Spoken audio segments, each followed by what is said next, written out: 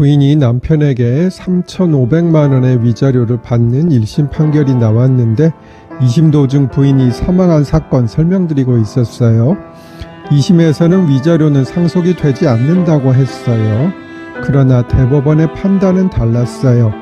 좀 읽어드릴게요.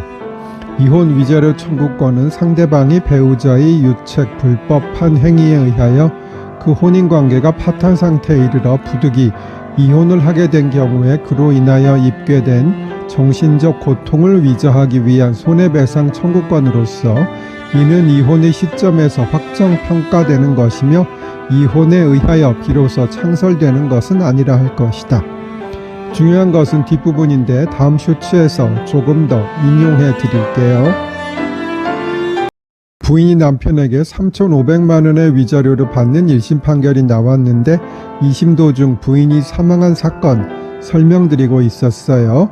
대법원의 판례 설명드릴게요. 위자료 청구권자가 위자료의 지급을 구하는 소송을 제기함으로써 그 청구권을 행사할 의사가 외부적 객관적으로 명백하게 된 이상 양도나 상속 등 승계가 가능하다 할 것이다. 따라서 소송 수계 신청인들은 망소외인의 부모로서 피고와 함께 공동 상속인들이므로 그들이 한 이 사건 수계 신청 중 이혼 청구 사건에 관한 부분은 부적법하다 할 것이나 이혼 위자료 청구 사건에 관한 부분은 그들이 상속분 범위 내에서 적법하다 할 것이다. 즉 위자료 청구권은 소를 제기한 경우에는 상속된다는 것이에요. 소외인이 뭘까요? 위의 판결에 소외인이란 말이 있었고요.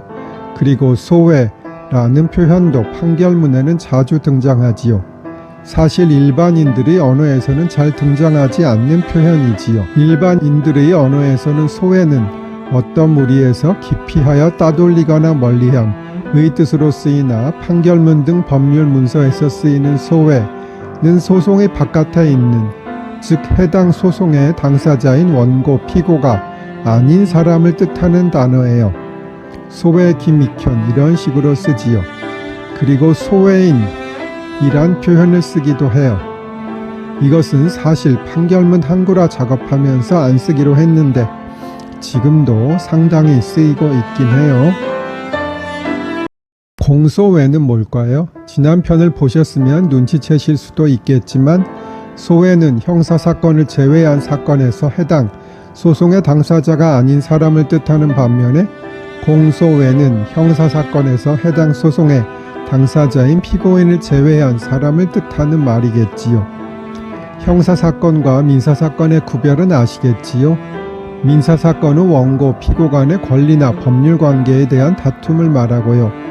형사사건은 죄를 지은 사람에게 벌을 주는 절차를 말하지요. 그런데 하나의 사건이 민사, 형사 모두에 관계되어 있는 경우가 상당히 있어요. 예를 들어 사기를 쳐서 돈을 받았다면 형사상 사기죄도 범한 것이고 민사상 손해배상 책임도 지는 것입니다. 상속이 맞을까요? 재산 상속이 맞을까요? 저는 상속이 맞다고 봅니다.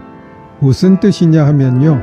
오래전에는 호주라는 것이 있었고 호주 상속이라는 것도 있었습니다. 당연히 호주, 즉 오스트레일리아와는 달라요. 일가, 즉 한 집안에는 주인이 있었고 이를 호주라고 했지요. 그런데 2005년에 헌법재판소에서 헌법 불합치 결정을 해서 2008년부터는 호주 제도가 없어졌고 가족관계 등록부라는 것이 만들어졌지요. 호주제가 폐지되면서 호주 상속이라는 것은 당연히 없어졌고요. 결국은 요약하면 2008년 이전에는 상속에 호주 상속과 재산 상속의 두 종류가 있었는데요. 지금은 재산 상속밖에 없습니다.